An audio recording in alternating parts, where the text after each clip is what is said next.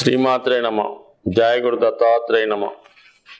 ఈ వీడియోలో మనం 2024 సంవత్సరం ఏప్రిల్ నెలలో వృశ్చిక రాశి వారికి మాస ఫలితాలు ఏ విధంగా ఉంటాయో తెలుసుకునే ప్రయత్నం చేద్దాం.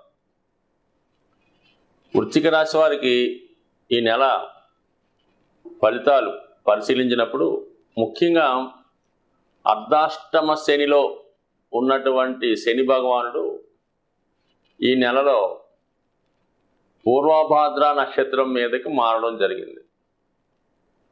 అంటే ఒక విధంగా ఒక రిలీఫ్ ఈ రాశి వారికి రావడం జరుగుతుంటుంది. అంటే ధన పంచమ స్థానాలు యాక్టివేట్ అవ్వడం జరుగుతూ ఉంటుంది.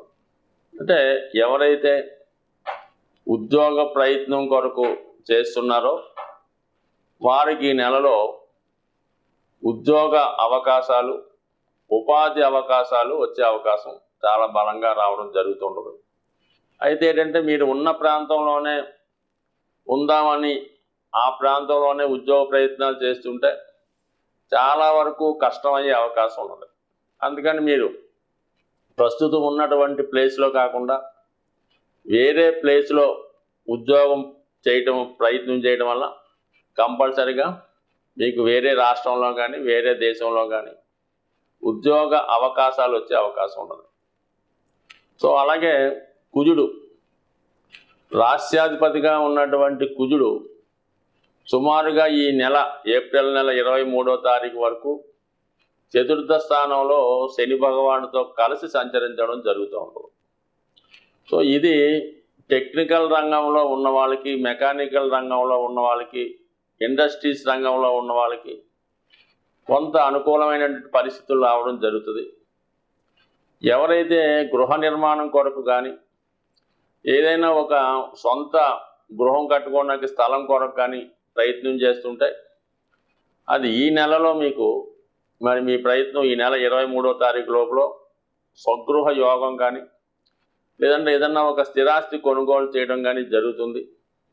అయితే కొంత రుణం ద్వారా, ప్రభుత్వ రుణం ద్వారా కానీ పెద్దవారి ఇచ్చిన రుణం ద్వారా కానీ కొంతవరకు మీరు ఏదన్నా ఆస్తి ఈ నెలలో కొనడం జరుగుతుంది.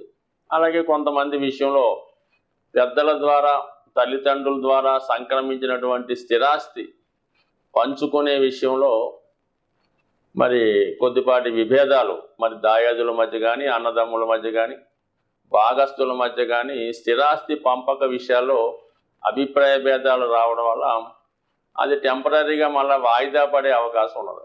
సో ఈ విషయంలో కూడా జాతకుడు ఏమాత్రం తొందరపడకుండా జాగ్రత్తగా వ్యవహరించాలి. ఫర్ ది సేమ్ టైం మాతృవర్గీయులతో, తల్లిగారితో కానీ తల్లిగారి బంధువులతో కానీ విరోధాలు రావడం కానీ లేదంటే ఏదైనా తల్లిగారికి ఏదైనా మీ కుటుంబంలో ఉన్నటువంటి వయసులో పెద్దైనటువంటి స్త్రీలకి అనారోగ్య సమస్యలు లాంటివి కూడా ఈ సమయంలో వచ్చే అవకాశం ఉన్నది.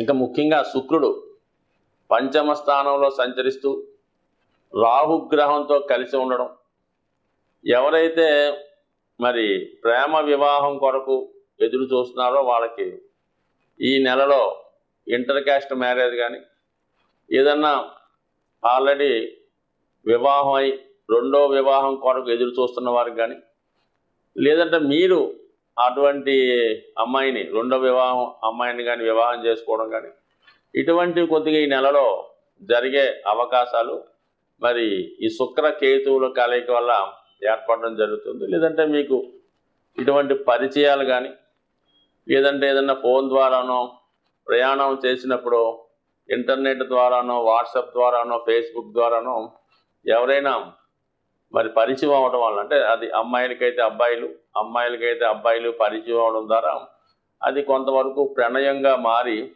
వివాహం చేసుకునే స్థాయి వరకు కూడా వెళ్ళే అవకాశం ఉంది.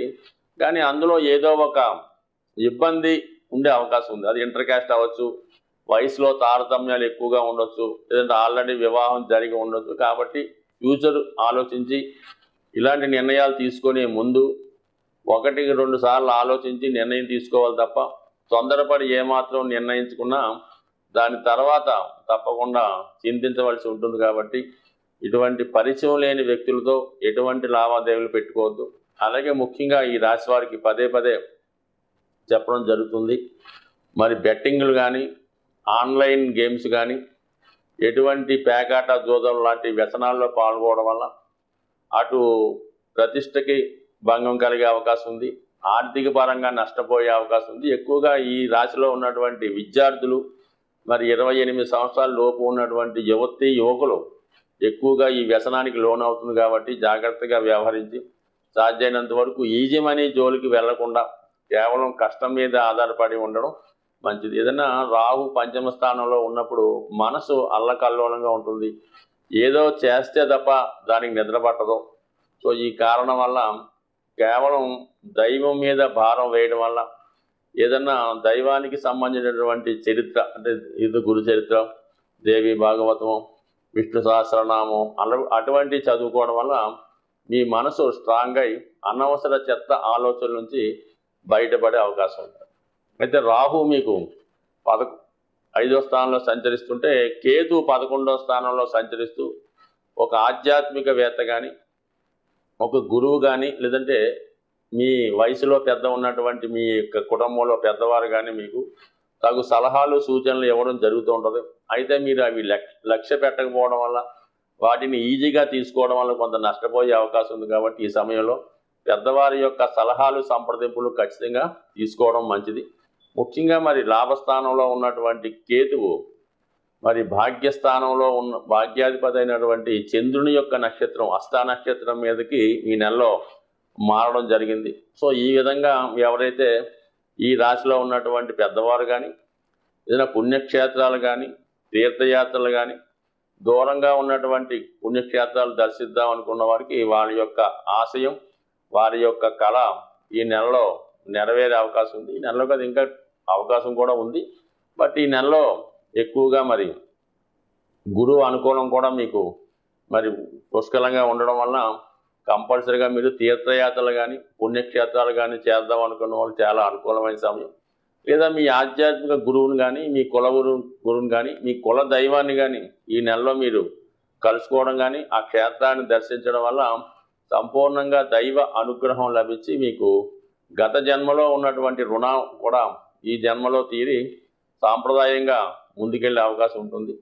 అలాగే మరి గ్రహాల స్థితిగతులన్నీ కూడా ఈ రాశి వారికి కొంత అనుకూలంగా ఉన్నప్పటికి కూడా, అలాగే గురువు 6వ స్థానంలో ఉండడం వల్ల కొంతవరకు 2, 6, 10 స్థానాలు శుభపరచడం జరుగుతూ ఉంటుంది. కాబట్టి ఆర్థిక సంబంధించిన విషయాలు, వృత్తికి సంబంధించిన విషయాల్లో కూడా చాలా అనుకూలంగా ఉంది. బట్ ఏదైనా ఈ రాశివారు ఈ నెలలో ఎక్కువగా కనకదుర్గ అమ్మవారి ఆరాధన, ప్రతినిత్యం దుర్గా అష్టోత్తరం కానీ, కనకదార స్తోత్రం కానీ, దేవి ఖడ్గమాల లాంటివి చదువుకోవడం, అంతగా అవకాశం లేని వాళ్ళు కనీసం దుర్గా అమ్మవారి నామాన్నైనా స్మరించడం వల్ల ఖచ్చితంగా మీకు సరైనటువంటి గైడెన్స్ లభిస్తుంది, ఆత్మబలం పెరుగుతుంది, అన్నింటా విజయం లభించి ఎటువంటి మోసం జరగకుండా చాలా నిజాయితీగా స్వచ్ఛంగా ఈ నెలంతా కూడా మీకు విజయం లభించే అవకాశం ఉంటుంది. ఈ పక్షంలో ముఖ్యంగా వస్తున్నటువంటి పర్వదినం మహాశివరాత్రి. అది మనకి మార్చి 8వ తారీఖున రావడం జరుగుతుంటుంది. శివరాత్రి రోజున ఖచ్చితంగా ఏ రాశివారైనా సరే శివానుగ్రహం కోసం ఆ రోజు ఖచ్చితంగా ఏదో ఒక శివాలయాన్ని దర్శించి అభిషేకం చేసేటటువంటి మనకి అంత అవకాశం దొరకకపోయినా కనీసం శివుణ్ణి కళ్ళారా దర్శించడం వల్ల, లేదు బయట ఉన్నటువంటి శివలింగాన్ని అవసరమైతే కొద్దిగా అభిషేకం సొంతంగా చేసుకోవడం వల్ల నవగ్రహాల యొక్క అనుగ్రహానికి పాత్రలు అవ్వడం జరుగుతుంటుంది. ముఖ్యంగా ఈ మనం ప్రతి వీడియోలో కూడా మాస శివరాత్రి ఈ శివుడికి అభిషేకం చేసుకోమని చెప్తూ ఉంటాం. అంటే మాస శివరాత్రి ఒక్కరోజు శివుడికి అభిషేకం చేసుకుంటే మొత్తం ఆ నెలంతా కూడా శివుడికి అభిషేకం చేసినట్టుగా మీ ఖాతాలో రాయడం జరుగుతుంది.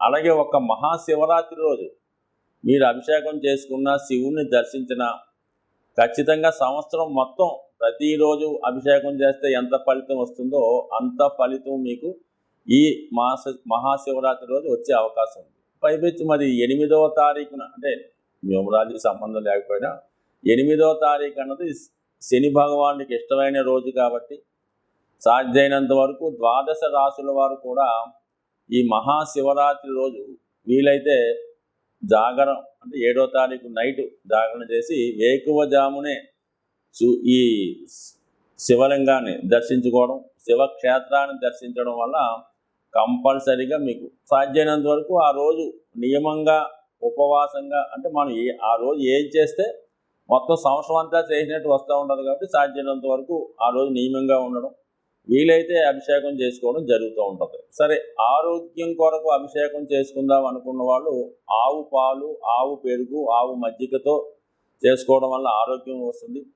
ఐశ్వర్యం కోసం ఎవరైతే అభిషేకం చేద్దాం అనుకున్నారో వాళ్ళు చెరుకు రసంతో కానీ పంచదారతో కానీ అభిషేకం చేయడం వల్ల ఐశ్వర్యం వచ్చే అవకాశం ఉన్నది. అలాగే మంచి కంఠం రావాలన్నా, వాక్చాతుర్యం రావాలన్నా, మంచి చదువు రావాలన్నా తేనెతో అభిషేకం చేసుకోవచ్చు. బట్ ఏదీ లేకపోతే శుద్ధ జలంతో అభిషేకం చేసుకోవచ్చు.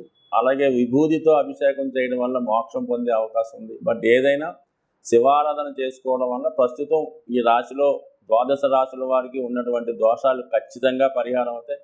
ముఖ్యంగా ఎవరైతే ఏలినాటి శని, అష్టమ శని, అర్ధాష్టమ శనితో ఇబ్బంది పడుతున్నారో, లేదా రాహు యొక్క ప్రభావం, కేతు యొక్క ప్రభావం కూడా ఈ శివారాధన వల్ల వెళ్ళిపోయే అవకాశం ఉంది. అంటే సాధ్యమైనంత వరకు మరి మీనరాశిలో ఉన్నటువంటి రాహు ప్రభావం వల్ల తర్వాత చేద్దామనో, ఈ సంవత్సరం ఖాళీ లేదనో, జనం ఎక్కువ ఉన్నారనో మానేయకుండా అతి శ్రద్ధగా శివుణ్ణి పూజించడం, ఆ రోజు విధి విధానంగా నియమంగా ఉండడం, మీకు వీలుంటే ఆ రోజు ఈ శివాలయం దగ్గర ఉన్నటువంటి భక్తులకు కానీ అనాథులకు కానీ కేవలం మంచినీళ్ళు, ఏదో ఒక తినుబండారమో, ఏదైనా ఫ్రూట్సో, వారికి ఎక్కువగా ఫ్రూట్స్ అయితే మంచిది, లేదంటే చంటి పిల్లల తల్లి పాలు కానీ సాధ్యమైనంత వరకు ఒక 10 మంది కన్నా మీరు హెల్ప్ చేయగలిగితే జాతకంలో ఉన్నటువంటి గోచార రీత్యా వస్తున్నటువంటి సమస్త దోషాలు పోయే అవకాశం ఉంది.